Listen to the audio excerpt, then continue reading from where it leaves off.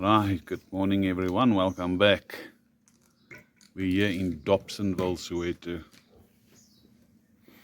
And yes, another Centurion Smart gate motor which was stolen.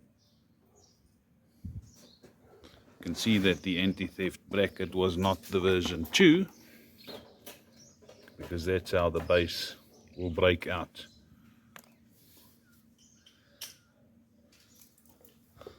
We've just arrived on site and we're quickly surveying, assessing what we need to do here.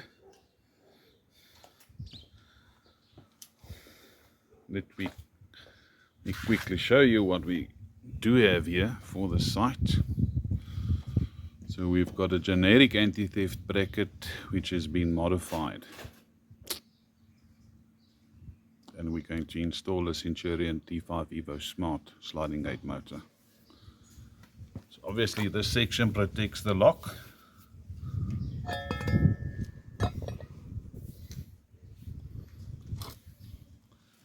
And then on this section we've added these front sections. The rear one cut off, moved it down and added the extra bracket in. Right, here's our gate motor, the Centurion D5 Evo Smart. You can see the anti-theft bracket ears which are on the steel base plate, and then obviously the engraving of the gate motor serial number plus the address onto the base as well. Just started, so we'll note the other component serial numbers later on. So yeah, let's quickly see what we're going to do here. We'll quickly check the gate wheels, see if they are good, and then we can move on.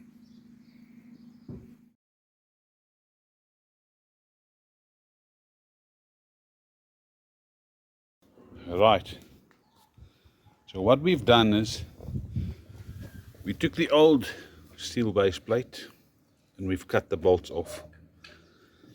Then we've welded in a section of 50 by 5 flat bar on the steel ground track and onto the old steel base plate. So the old steel base plate is nicely concreted in,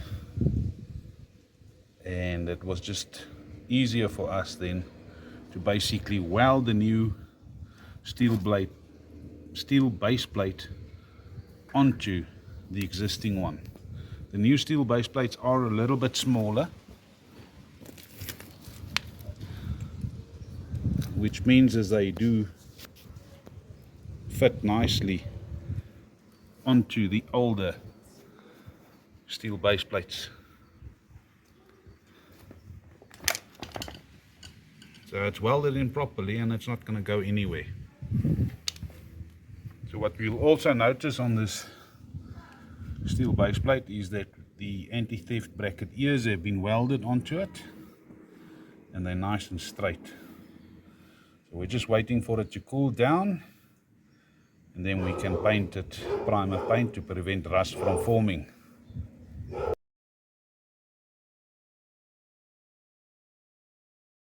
Right guys, there you can see our adjuster nuts have been fitted and the whole platform has been painted primer paint to prevent rust from forming. So with this platform now level, we can just mount the gate motor, line it up, put it parallel with the steel sliding gate and bolt it down.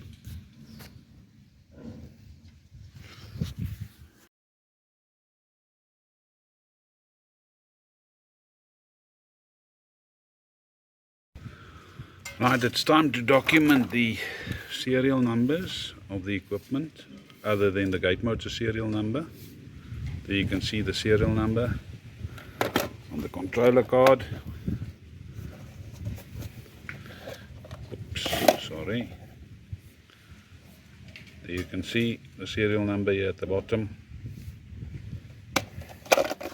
Serial number and address has also been engraved on this cover. This is the gate motor serial number, and then obviously the gate motor serial number, which is situated just there. We're done welding the steel rack onto the steel sliding gate using angle brackets. So there's the startup section. There you can see 3 brackets.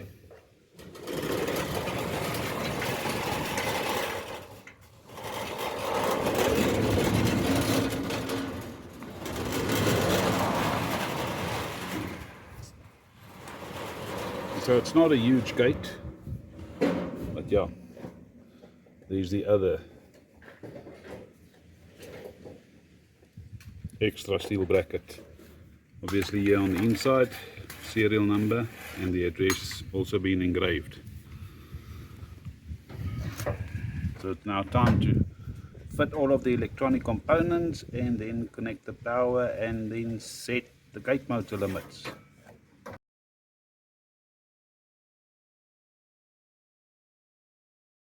Right guys, check your battery charging voltage and set it to around 14 volts DC, because 13.21 or 13.2 volts is just not enough. You can see the battery is disconnected there. So yeah, you can aim for 14 voltage, but you're not going to always get it spot on. So 13.96 is fine.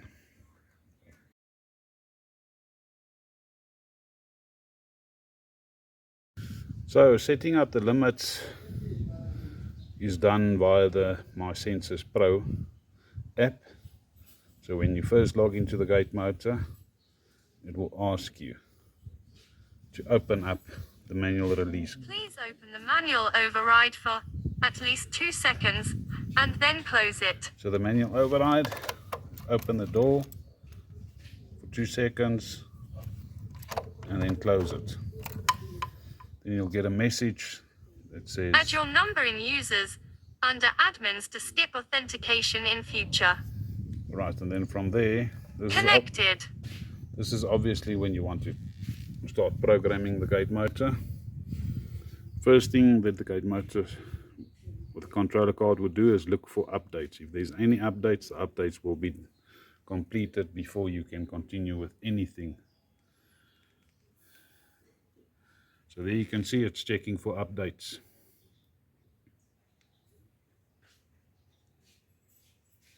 And until that process is not finished, you won't be able to do anything. So there's a double stage update. So we're just going to quickly do that. Please note that you need to remain within range of the operator through all of the update stages. Starting stage 1.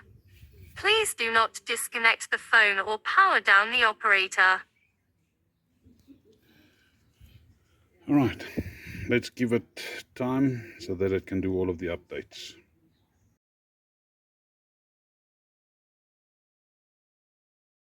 Date complete. Right, our update has been completed. And then you'll get to the next screen where on the bottom it will say set gate limits. So I haven't closed the gate completely because I want the gate to find the end stops correctly. Clients. Okay, so it's going to ask a couple of questions. All you do is you press the next button. You make sure, obviously, this is not our first motor. It's not our 20th motor. It's not our 50th motor. Finding end stop. Did the gate reach an end stop? So if I look at it and I'm panning to the right, yes, I can see that the gate is fully closed. So yes, the gate did find the end stop. Press yes. Finding end stop. So the gate's going to crawl slowly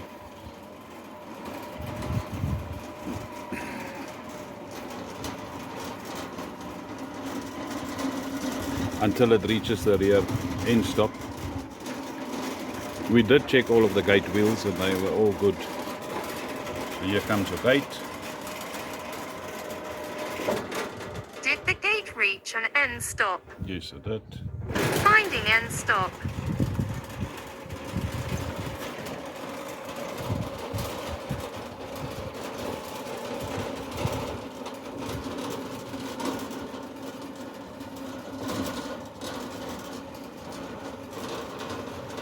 So what I want you to see, that's why I haven't switched off the camera, is it's going to do the profiling. And what you need to look out for is the current Did the used, gate reach an end stop? the current that's being used to operate your steel sliding gate.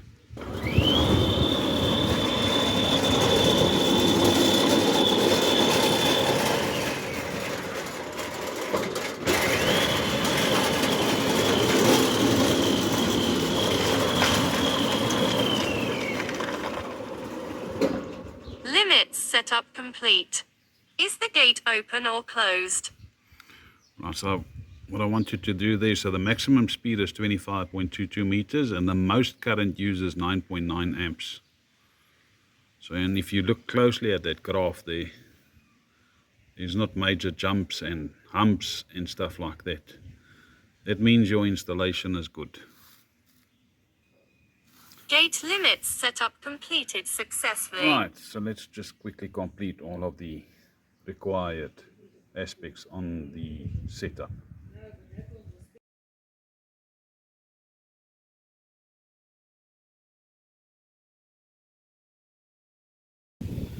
Right guys, what we've done here is we've fitted two anti-lift brackets on the steel sliding gate.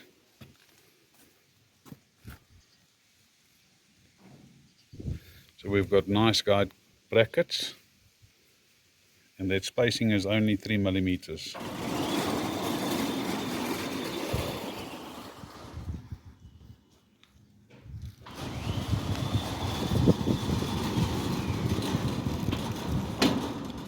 Okay, right, and then on the inside here,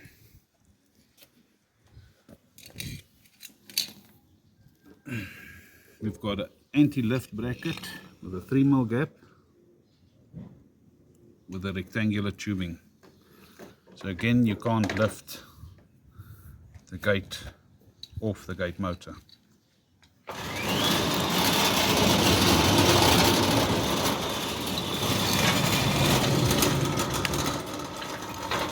So we've got some small spacings there.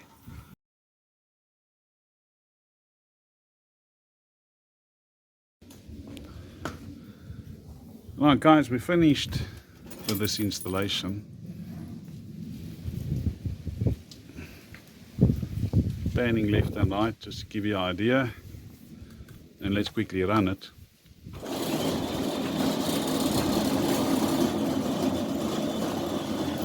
Are all these remotes working? All of them? So right, let me just get closer. Get the motor in view there. You'll see it standing dead still.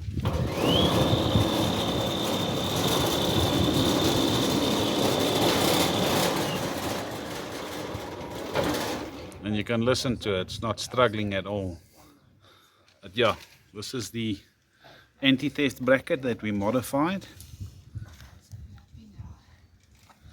You can see that you can't get into the lock system.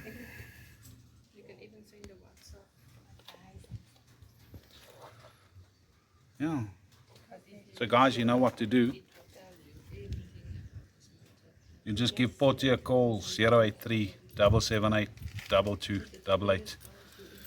You can check us out on SmartGates.co.za. Thanks for watching.